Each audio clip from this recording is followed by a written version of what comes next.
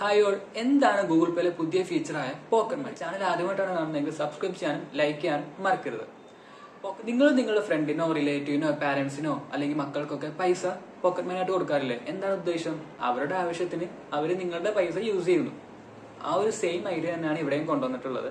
Example പറയുകയാണെങ്കിൽ ഈ ഒരു പോക്കറ്റ് മണി ഫീച്ചറിൽ നിങ്ങളുടെ ഫ്രണ്ടിന്റെ ഡീറ്റെയിൽസ് വെച്ച് നിങ്ങൾ ഫില്ല് ചെയ്തു.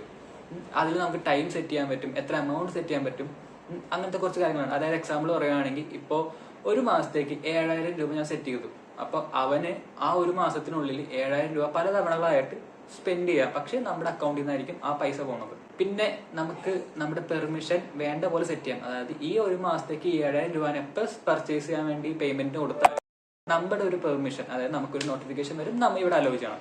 അങ്ങനത്തെ സെറ്റപ്പിലും നമുക്ക് സെറ്റ് ചെയ്ത് വെക്കാൻ പറ്റും. ഒരു പ്രധാന കാര്യം എന്ന് പറഞ്ഞാൽ ഓപ്പോസിറ്റ് നിൽക്കുന്നവർക്ക് ബാങ്ക് അക്കൗണ്ടിന്റെ ആവശ്യമില്ല, അവർക്ക് ഗൂഗിൾ പേ മാത്രം മതി.